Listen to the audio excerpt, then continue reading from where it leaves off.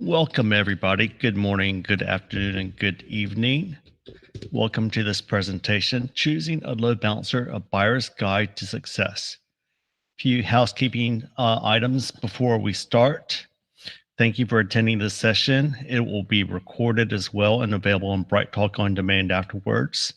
And feel free to follow up with any questions or things you have after this presentation. Also, during the presentation, there is a Q&A section in the Bright Tech Talk interface. Please ask questions during this presentation, and I will answer your questions as I can as time permits at the end of the presentation with the Q&A session afterwards. So today's presentation, Choosing a Load Balancer, Buyer's Guide to Success, it's an interesting topic because we need load balancers and we want load balancers because they provide a lot of cool things. We'll talk about this very quickly in the beginning of the presentation. And it can be challenging because load balancing technology is different. It's not like buying a router or a switch. It's not like deploying an application where you have very specific instances, but it provides a lot of benefits. And it can be challenging navigating the load balancing field with the technology and all the features and capabilities. And we really want to talk through about what they can do for us. So let's start this presentation here. And really see what we want to talk about and what's going on. So choosing a load balancer buyer's guide to success. And let's just flip straight into the slides here.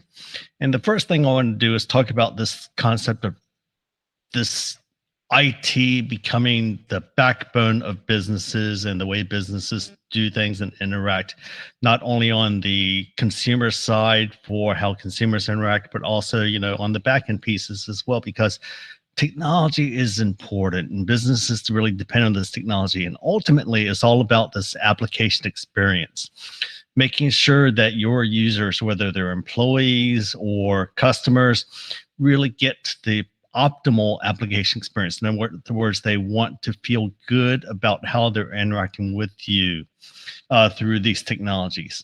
Here I have a picture of Minority Report, the movie Minority Report with Tom Cruise. And here he is walking through this mall. And there are targeted advertisements virtually coming into him as he goes through this mall. And this is kind of how technology is slowly progressing. We think, wow, this is futuristic. This is a movie. This is how things are done in Hollywood. But you know what? In real life, we're really getting to the stage where we have these interactions through technology to be able to interact with businesses and make things happen. And this is because today we do live in a digital world. We live in a world, in a situation where things are happening and our interactions are truly based on technology and applications and IT infrastructure. So how do we make sure that this digital world is working right and works the way we want it to, and that these experiences are really optimal for how we do things? Give you an example of how this transition is happening. Here is a chart showing, here in the US at least, over the past couple decades, e-commerce, at least on the consumer side, is starting to really explode. And the brick and mortar is flat and even declining, where now all the interactions are done online using technology, integrating technology. For example, I do a majority of my purchases online, whether it's online stores from the certain various vendors or through aggregates like Amazon and purchasing things through there. We do our shopping for groceries online. We do so much stuff online today that we did not do in the past. And this is going to just continue to grow. As you can see, these curves, they're trending, and they are trending in the direction where IT is becoming essential for these businesses to succeed. And in this past year, things have really dramatically changed in how we do our work, where Traditionally, we would go into the office every day. We go to our cubicle and we get our work done and we interact and we leverage the infrastructure. So we access our applications, we access the network, we go to our computers in our cubicles. And we're moving that where everything is now done work from home. This pandemic has really changed the way we do our personal business and the way the businesses treat their employees. And here's a shot of there's a company out there. This is Panasonic that actually sells basically a cubicle that you can put in your home. And it's kind of funny, it's kind of sad, but it's really kind of the shift to how things are moving because once this pandemic ends and with everything moving, hopefully we'll be getting out of this situation, sometime end of this year or next year, depending upon who you talk to. This is not going to go away. We are going to continue to work from home for a significant part of our time. If you traditionally went to office and now you work from home, you're going to continue to work from home some. And for people, remote employees like me, where I work from home, this is going to continue to expand where we're doing everything virtually and digitally. So getting access to the applications, getting access to the IT environment, and making sure that that access gives us the proper experience is again critical for that business success. And the way we interact with businesses is changing where back in the old days, I say the old days, a few years ago, I would have a complaint where I would have a problem where I would need to call customer service and I get on the phone and I dial 1-800 number or I dial a toll free number, or I might have even filled out a survey card or sent something in the mail or done something in person. That's going away where now, and I've done this personally, I will just go into Twitter and say, and tag the company and say, I'm having a problem with so and so, and they respond immediately. They'll say, we apologize. You had a bad experience. Please direct message us, DM us with your information and what's going on, and we'll help you. And I'll tell you, the response is so much better going through these tools for various reasons. But now we're using technology to, to do these tasks and do these functions that we had done in a traditional way, person to person or telephone, I'll say old school or whatever the case may be, to make things work. So we have to have technology working and we want it to be working in our favor for that positive customer experience, for that positive application experience. And to make this happen, we really need this load balancing technology because load balancing really enables that application availability, scalability, resiliency, security, all of those aspects, all those terms that I like to say, if you've heard me in the past, that really make that application exist. We want that load balancing technology. So if we want load balancing technology, if we need it to make these applications work and make that application experience really optimal for our end users, how do we define what that load balancing technology should do? How do we pick the right tool for this job? So I want to go through several steps of what it takes to understand what should I care about? How should I pick these things? And what is important to making sure that I have the right technology, the right tool for the job? So let's go through some of these steps. First, I want to identify what are the goals? What am I trying to achieve? What is important? And the first thing I always ask my customers and my listeners is application SLA, application service level agreements.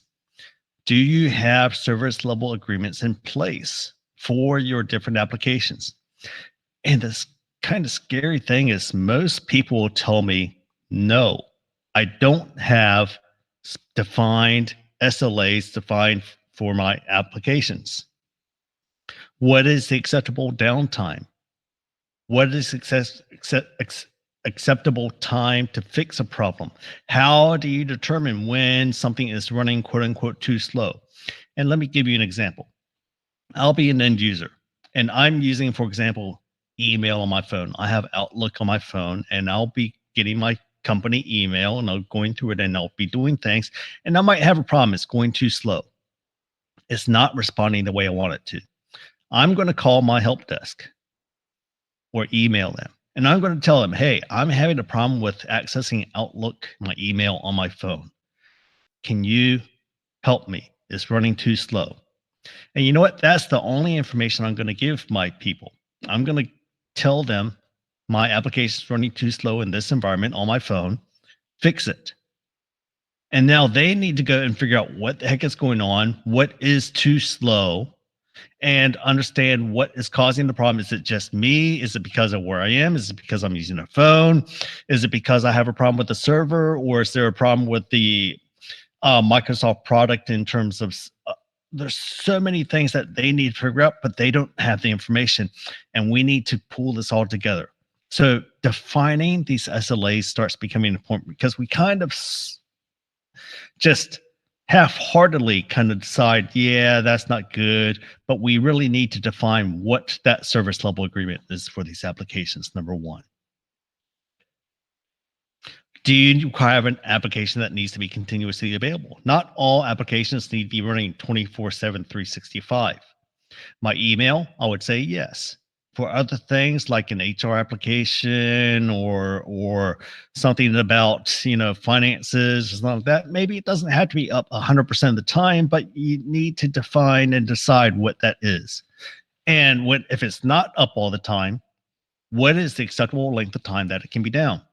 If my email's down 5 minutes, is that bad? Yeah. Is it if it's down for 2 hours? Is that bad? Yeah, definitely. If it's down for 3 days, is that bad? Oh my gosh, absolutely. So define what these things are for these different applications because different applications have different requirements. And in line with that, do I need to define things like site redundancy? If I don't want that downtime, do I need some sort of disaster recovery strategy? Do I need it so that if my data center fails, that I have some sort of backup, whether in the cloud or another data center? Do I need some sort of availability because devices fail, or application servers fail, or databases fail? Do I need location based content for different regions if I'm a global company? And how do I regionalize that content? Do I want my applications on site? Do I want them in private cloud? Do I want to leverage public cloud? Do I want a combination of these? And what combination? What makes sense? These are all going to help you determine what this application SLA is. Is my application secure? Is the data secure? Do I have the proper security tools? Whether it's load balancing security, which we'll talk about in a little bit, or if it's firewalls and other rules or identity management, are there compliance requirements? Do I have to worry about compliance requirements like HIPAA, which in the US is healthcare privacy, PCI DSS, which is for financial transactions for e-commerce if you're an online retailer, GDPR, which is in the European Union and the EU, and it translates to the rest of the world on making sure that personal information stays private unless we allow it or I permit it to be exposed in other ways. In the US, another compliance regulation might be something like FERPA, which is for educational institutions for maintaining security of student record. There are a lot of possible compliance things, and these we need to take into account when we think about how do we manage this application SLA and manage the security of these applications. So keep these in mind as well. Does my application usage vary? Is it consistently used like email is used every single day during business hours? Non-business hours, maybe not as much. But if I'm a global company, my business hours change based on time zones. So at certain any point in time, it might be always need to be available. Is it continuously increasing? Is it flat in terms of usage? I need to adjust and scale for that. Are there spikes during certain events? For example, if I'm an educational institution, start of school, exam period, registration, you have huge spikes in traffic. Understand that and be aware of that. And how do I arrange and manage that? Do I change my application often? Do I use a DevOps slash CI/CD agile process that I'm making changes to my application every month or every couple of weeks? Am I changing my web page content regularly? Am I changing the way the application works on a regular basis? Or do I do it just not so often because it's a fairly stable thing that doesn't need to change much? Maybe it changes only every quarter, or maybe only changes once a year. Keep these things in mind also when I determine how this application is managed, because these changes mean that I need to adjust and I need to also adjust how these applications work because during these changes, things can go wrong. And we need to make sure we can incorporate that process of changes and fixes and this feedback and everything into the process. Do I need other environments? Do I need a test environment? Do I need a developer environment? Do I need to make sure that they're all integrated so it goes from developer to test to deployment to live in a seamless way, like in an agile process? Do I want to make them independent so that they can work in their own little sandboxes? Load balancers will become important to be able to support these environments and also transition from one environment to the other. How is the application delivered? What is the technology application? Is it web based? Most applications nowadays tend to be HTTP or web based. But if it's not, what is the protocol used? How is it being managed? What type of technologies does the load balancer need to understand to support the applications? Is there encryption? Many applications are encrypted today. Not all applications are encrypted. And if so, are there security requirements on the encryption standards we're using? Does it have to have RSA type 2K keys for security, for the strength of security? What type of password protection do we have? What type of other encryption protocols do we need to incorporate and make sure that we support? And if the application is encrypted, does the load balancer support those encryption protocols and standards? These start becoming important in determining exactly which load balancer to pick and how to incorporate it into your environment. So now that we've talked about this concept of application SLA and starting understanding the importance of the service level and what the expectations are for the application for you as the people supporting the application as well as the end users that are going to be accessing the application, let's start thinking about what the load balancing solution needs to be able to provide in terms of features and capabilities to be able to enable these SLAs, to support them, to identify them, to be able to see what is going in terms of the application. Number one, fairly straightforward. Do you want hardware or software? Do you want this predefined custom hardware box, which makes sense in many cases? And that's the way we've done things back in the old days where we buy this hardware from a vendor and we would install it into our data center, whether it's on premise, whether it's a private data center, a colo facility where we're leveraging hardware through some vendor that supports the infrastructure for these data centers. Or do you want software, which is becoming much more popular nowadays, obviously, when you go into cloud, for example, in AWS, Microsoft Azure, Google Cloud. And if you're in the cloud or you're creating your own private cloud, where you're creating this software defined environment, you're going to use probably a certain type of hypervisor, software management system for these applications, whether it's VMware, KVM, Hyper-V, Zen, or you might even be doing bare metal where you're leveraging existing off the shelf hardware from various vendors, such as, for example, Dell or HP, and you're then installing the software directly onto this bare metal. So First, we need to understand what is our infrastructure, what is our goal of our infrastructure today and moving forward, and how do I want this load balancing technology to exist within this infrastructure in this architecture. Hardware, software, maybe a combination of both. Because if I'm in a hybrid environment, I might say I want hardware in my private data centers, but I'm also using cloud and public cloud and private cloud. I'm also going to want software versions. And here's a situation where I'm going to want to say, I want things to be consistent with my hardware and software, cloud, virtualization, on premise hardware. I want the functionality to be identical or very close to it. I want the user interface to be identical. And I want the management to be centralized and consistent no matter what form factor my load balancer exists in. When we start talking about load balancing features, and I'm going to make a general assumption that you kind of know what load balancing technology does, how it works, where it's the load balancer is this traffic cop.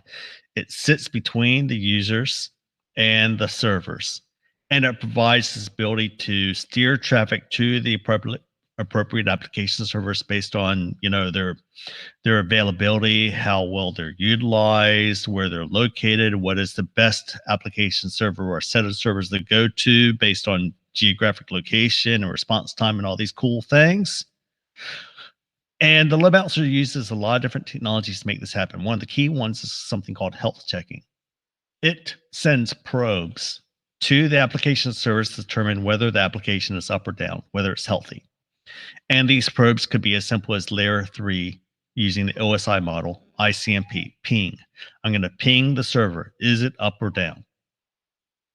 And that's good for the server level. Then you might want to go higher up in the OSI stack. You might want to go to layer 4, TCP and UDP. You might want to say, okay, I'm going to do a TCP handshake. This TCP protocol is connection based. There's a 3-way handshake going between the client and the server.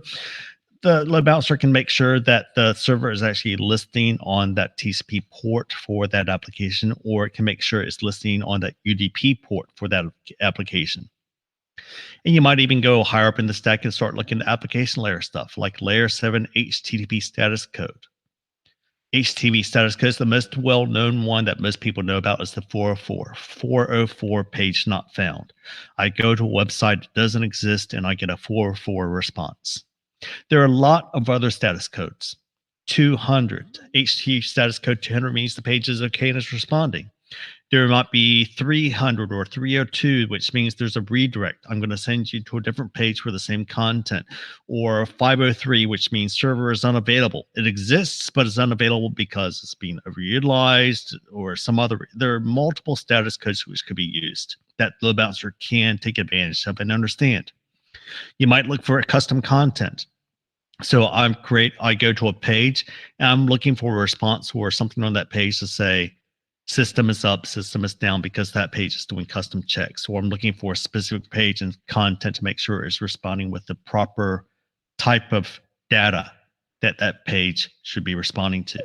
So being able to do custom health checking can be very, very beneficial. And of course, layer 7, it's not just HTTP, but there are other applications, email, SMTP, IMAP. There are other applications for VDI, virtual desktop infrastructure, where I can possibly do probes or health checks to specific applications on specific ports, looking for specific content custom to that application. Does the load balancer have the capability to do that? And if it does, can it meet my application's needs for the applications that I have? And if it doesn't, then that's an issue. What's my workaround? Understand how these work to be able to take advantage of these load balancing features. Next, availability and scalability. What is the availability requirement in your SLAs? So therefore, do I need to create redundant pairs of my load balancers, active standby, so that if one load balancer fails because of hardware or software failure, the other one can take over. And when it takes over, does it need to be a stateful connection? In other words, do I lose all my existing sessions when that device fails? or all the sessions stored on the backup so that nobody loses their connection and information and their shopping cart or wherever the case may be for that failover process. Do I need to scale beyond that 1+1 active standby? Do I need to cluster multiple devices to get the scale that I need for these surges? For example, if I'm e-commerce and I'm looking at Black Friday, Black Friday is a popular shopping day and traffic will surge. Do I need to adjust for that surge appropriately? Can I do it with clustering? Do I need other technologies to be able to do it? Disaster recovery. What if my entire site fails? Do I want a backup strategy so that I can fail from one site to another site automatically without human and manual intervention? Do I want both of the sites to be available at the same time? Do I want geographic capabilities within that site redundancy between those sites? How do I manage that? This becomes, again, very important in understanding the availability and designing the availability of my architecture to meet those application SLAs. Session persistence. I want to make sure that traffic goes to the same server for certain applications. And I'll use e-commerce as my example.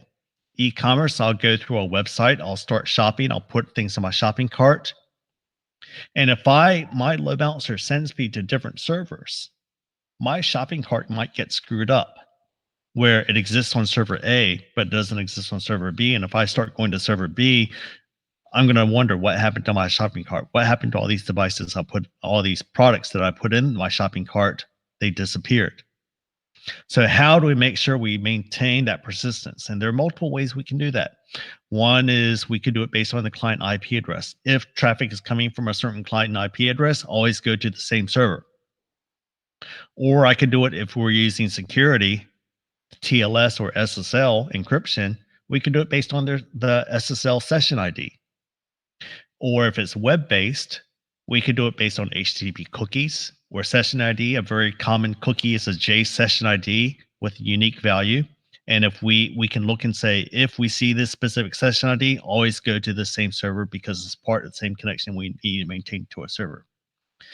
And there's something called port following, which can be very popular and useful, especially if you have grouped applications that are different, but they all maintain and need to connect together. And e-commerce is another great example where I'm going to go through a website, I'm going to load up my shopping cart, I'm going to put things in, and now I'm going to click the checkout button. Checkout takes me to a different application because now I have to put in other information in terms of where I'm going to send it, billing information, credit card, and other pieces. And might be a different application, but that other application still needs to know about my shopping cart.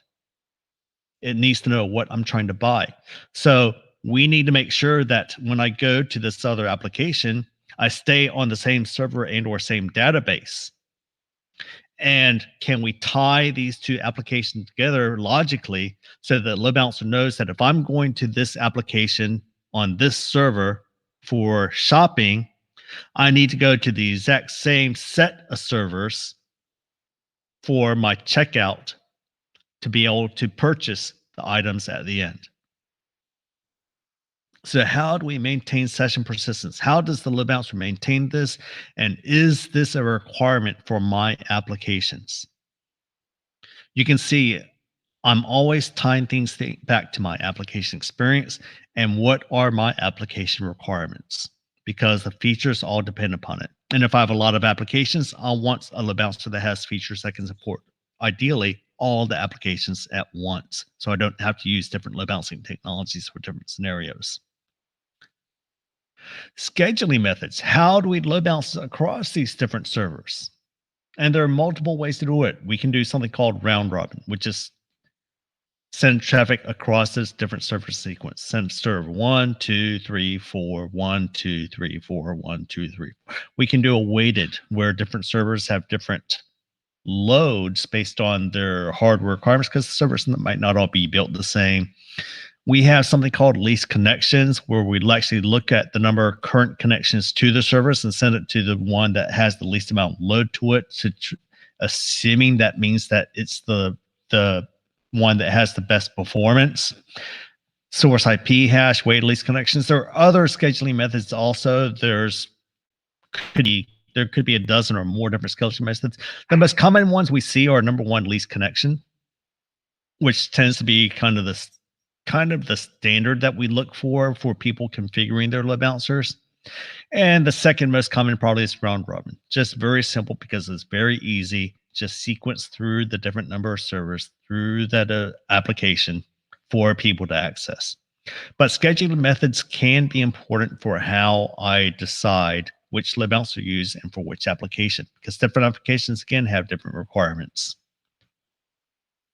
Security is obviously a hot topic. Everybody talks about security, and load balancers can provide a lot of security.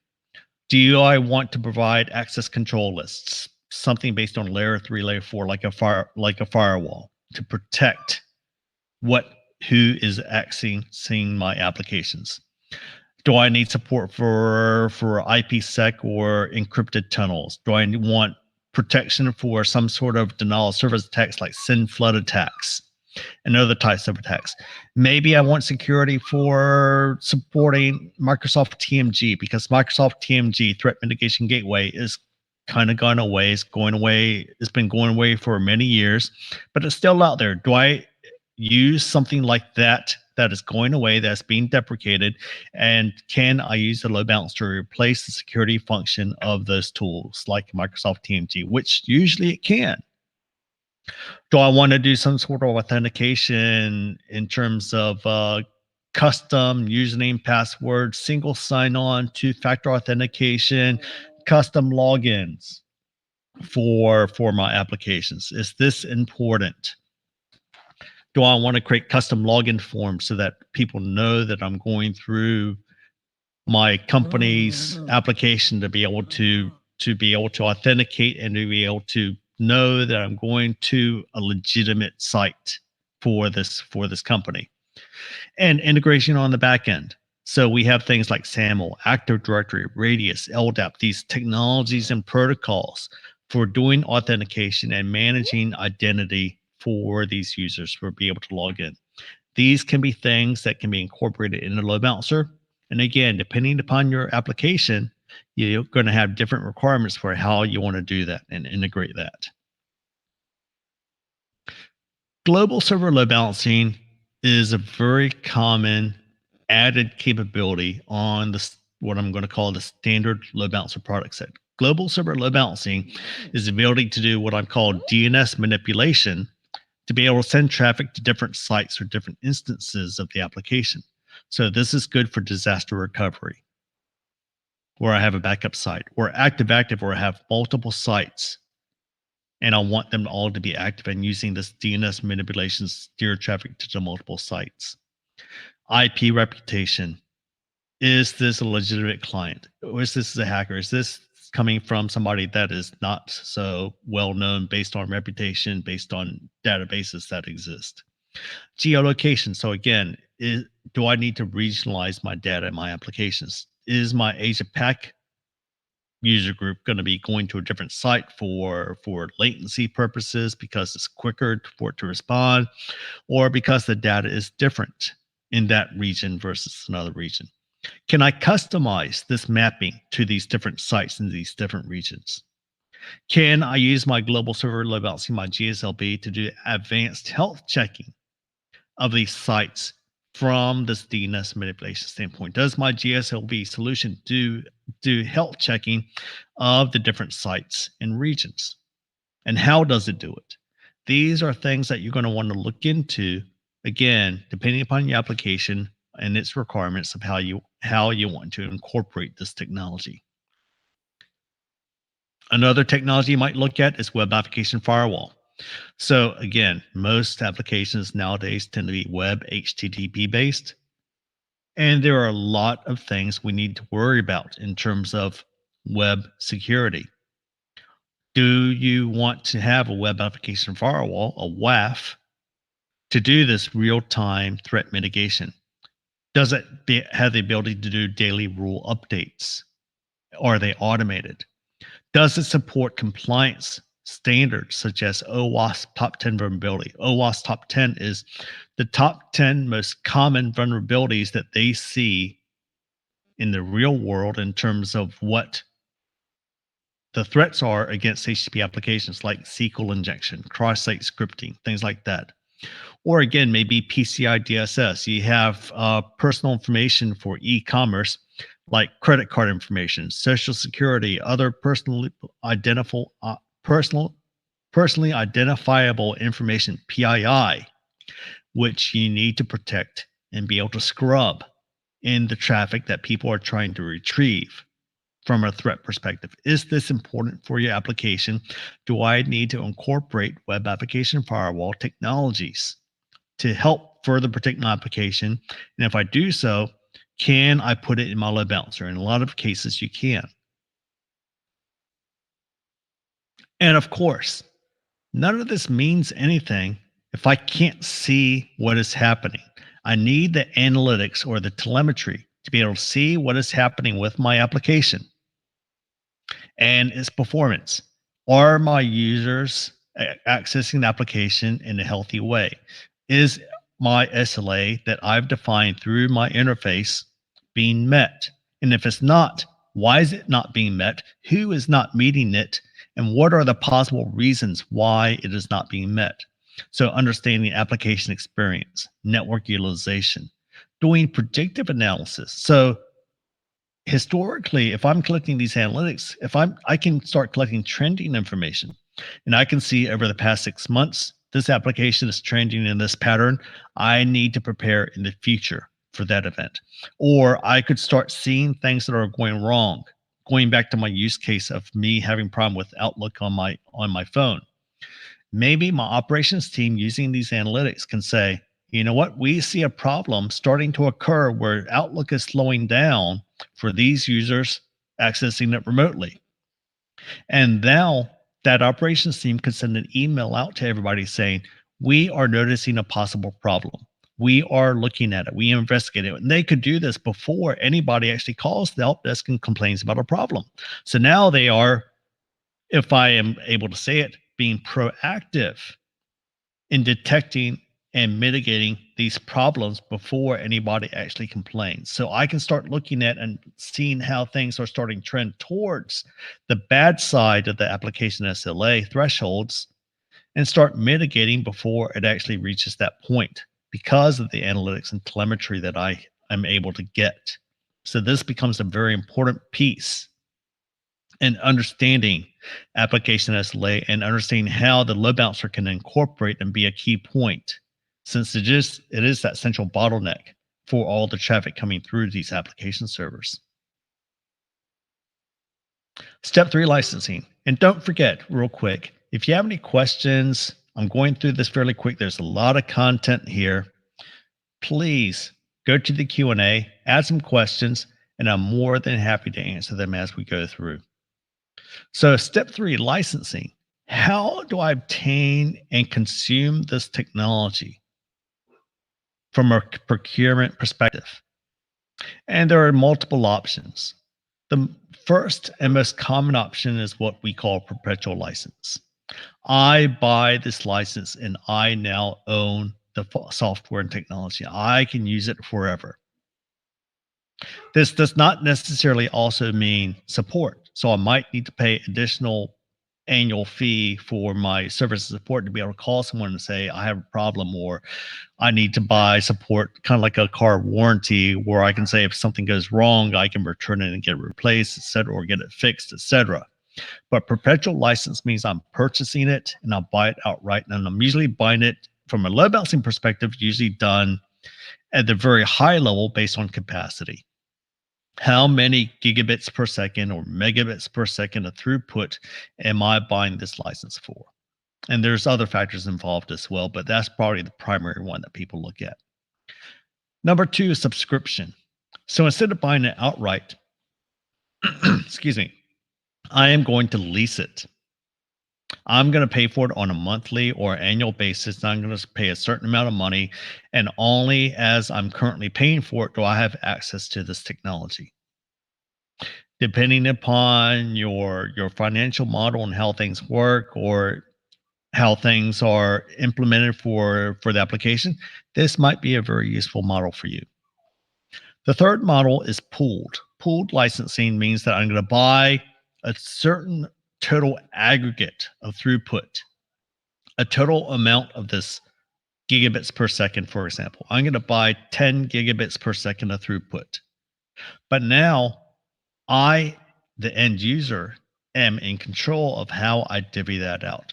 I might put 2 gigabits of throughput here, 1 gigabit there, 500 megs there. And as long as I'm under the total amount that I purchased, I can put it as many instances as I want out there to support that capacity.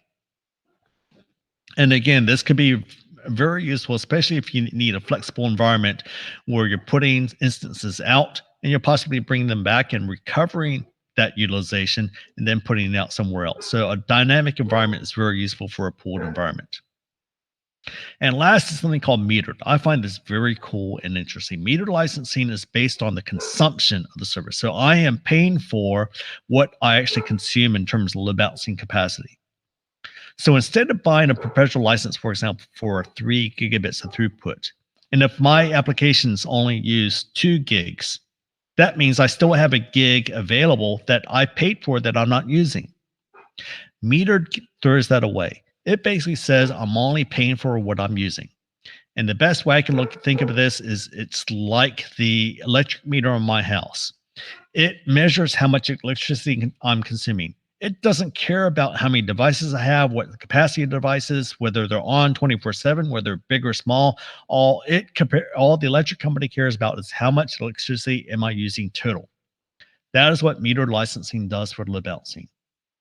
It is a very innovative and very interesting model for how you could leverage and optimize how you're consuming this technology and how you're paying for it. Step four is start looking at price versus value in terms of features, what it costs, and what it ends up being, because not all vendors are equal. Here's an example of some hardware and software solutions from some common vendors. Obviously, I'll put Kemp here because we are Kemp and we're sponsoring this webinar, this session, and we're comparing against some very common other products from companies like F5 or Citrix. And you can see there are price differences. The price differences can be very large. The throughput differences can also be very different in terms of capacity, in terms of gigabits per second. SSL keys. So SSL transactions, this encrypted traffic, the amount of encrypted traffic, because it is more overhead, it requires some specialized capabilities to be able to do, can vary across these products as well. And then these features that we're talking about, like global server load balancing, web application firewall, I'll put etc. because could be a laundry list. You can create a laundry list from all these things I'm talking about in terms of load balancing algorithms, in terms of how you do disaster recovery, active standby, etc. etc. You can put all these different lists and create a chart, but at a high level, there are going to be differences. And what you need to do is look at all these differences, find out what is important for you, what meets your criteria, and does it meet your criteria for the budget that you have. And this is going to vary for the hardware and software. Keep in mind and look at the differences and see what makes sense for you. Step five, research. Take a look at things and see what makes sense in terms of understanding the landscape and getting more information about what is available, what you can do, can't do in terms of the different vendors. First, I think this is fairly obvious, but I do want to say it is go to the vendor sites. Go to the vendor sites and look at their information. Make sure that they have the features to meet your requirements. Review their data sheets, review their documentation, look at their support site, get other information, do your own research and get your own information. I do want to say Take every vendor's information with a little grain of salt because obviously they're going to be promoting their products and not promoting everybody else's. And try to be logical and do your proper comparison and understand what the different vendors can do and start creating a short list of what makes sense. And at that stage, move to the next step. Look at third party reviews. Find independent reviews from independent technologists that you follow or that you like. Do searches and find reviews from other third parties or organizations that are not tied to specific vendors that might talk about the technology and the vendor's products and things like that to get a better understanding of what makes sense. Getting third party reviews can be extremely helpful because they do tend to be a little more agnostic and honest in their opinions and thoughts in terms of how that vendor's product and solution works and how it could work for your environment. And of course, I think the next step is then also take a look at customer reviews. Go to the customer review sites, and two that are like Gartner Peer Insights. Most people know who Gartner is. They're an analyst firm and they do a lot of things with different vendors, especially in the IT world. And look at Gartner Peer Insights. And they have a section for application delivery controllers, which is a fancy name for a fancy load balancer, ADCs. And take a look at the customer reviews on their site. G2 is another popular site. There are other sites, Captera, Trust Radius. There are other review sites that you can go to look at these different vendors and see what other customers are saying about those vendors' products. And now you can do a comparison between the different vendors from other customers that you may not personally know, but you can get valid information. So ultimately, that's kind of a strong checklist, I believe, in terms of understanding the application, understanding the application's requirements, especially from an SLA perspective, understanding the load balancing pieces in terms of technology, functionality, and what is important, and how to start looking through and culling through the different vendors that have all these load balancing technologies to understand what's going on. And then what are the next steps that we want to go through? So I'm going to pitch Kemp a little bit here. I'm biased because I work for Kemp. I have worked for many other vendors, but I do like what we have. We have a great product. It's been deployed to over 100,000 deployments in 138 countries. You can see there, I put a little tag there, Gartner Peer Insights. We do have a 5 out of 5 star rating, which is really, really good. And we also have this, we have a laundry list of customers who are using it across different verticals and different sizes of companies that make a lot of sense. For attending this webinar, we're going to be sending you in a follow up an email to an actual document, an ebook, Buyer's Guide to Load Balancing Solutions for 2021. And a copy of this guide will be sent to you where it navigates through a lot of and in more detail of what we have talked about in this webinar. And it is created by Kemp, but it is neutral in terms of telling you this is what you need to be looking for. This is your checklist. This is how you go through your flow to select the right features to optimize the application experience and how you can do things to be able to evaluate the proper load balancing solutions. So thank you for attending, and we'll be giving you this to you. And of course, if you want something sooner or you want to figure out or start playing with it, you can start looking at what Kemp does today. So you can go to our website, kemp.ax/try, and download our virtual software, free trial, full support. You can read other things like, for example, why customers have been switching to Kemp from other vendors like Citrix and things like that, for example. And go to our website and look at the different trial options. And worst case scenario, you're more than happy to contact us, sales@kemp.ax, and we're more than happy to walk you through the process, talk with you to understand your application requirements, and see if Kemp is a proper fit for you and if it makes sense. So at this stage in the game, I'm going to close up and tie up. We're getting towards the top of the hour, and I have time for probably a couple questions. So let's see what questions I have in the system here. And let's look through here. So here I have a question. What is the most important feature for selecting a load balancer? It's really, as you can see going through this presentation, it's really hard to pinpoint one specific thing. But there are a lot of key things I do want to make sure. Number one, the load balancer supports my applications, and it can load balance the application and do it properly for my requirements. And the probably the key thing that people want from a load balancer is number one, is that quote unquote true load balancing functionality where I can put multiple servers behind this load balancer and distribute the load evenly, properly for that application. And that if an application server goes down or if I add a new one, it's very easy for me to be able to implement and do this pooling of resources behind that load balancer.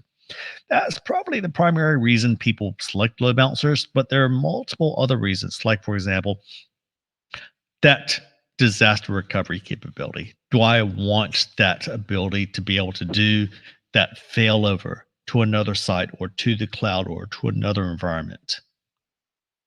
That becomes important for a lot of customers where they want the ability to do DR, disaster recovery, and do it in a quick and fairly easy process to be able to implement that technology for that business continuity. And that becomes very important. So those are probably two of the key things I look at. And then security, I'll probably throw in on the other piece where people do want to secure the applications and application servers in their network, and the load balancer can provide a lot of functionality with that in various ways. And let me see here. I have another question here, one that just came in. Can Kemp load balancers also chosen when operating within an official cloud such as Azure or AWS? So I, let me see if I can make sure I understand and answer this question properly. Do Kemp load balancers work in these public cloud environments such as Microsoft Azure or Amazon's AWS? And the answer is absolutely. Absolutely. And the cool thing is the software that you would load into these public clouds like AWS or Azure, the functionality of the load balancer is consistent across all the different environments. And there are some special little tweaks because not all public clouds are designed the same. So might be some little tweaks that you have to do to in terms of configuration on the back end. But ultimately, the functionality, the capabilities, and everything is going to be identical. The user interface is going to be identical. And that's one thing I like about Kemp is that the technology was designed to be software centric.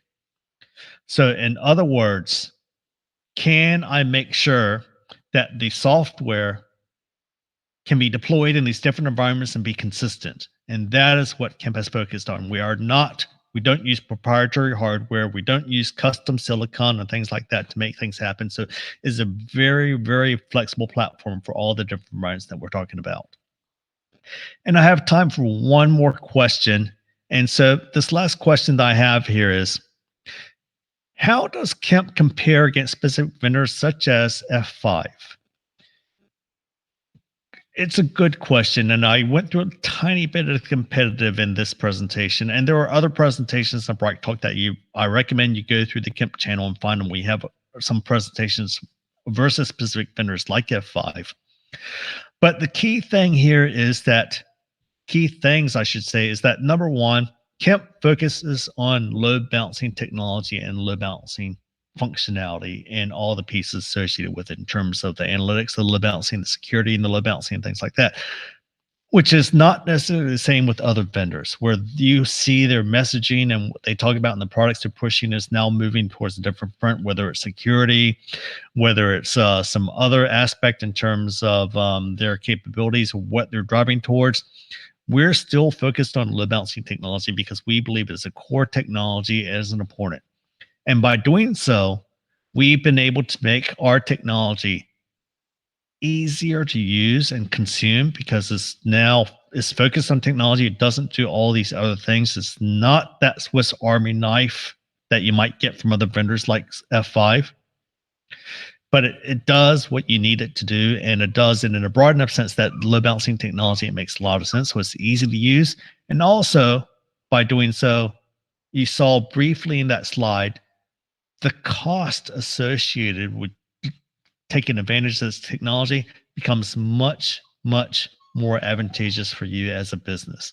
So the cost of the technology now maps to what you're actually getting and what you're actually consuming and utilizing from the technology. So we like to say we focus on this technology. It makes sense for load balancing, and it makes sense for people to be focused on load balancing, such as Kemp, and that you should look for products that make sense in that environment.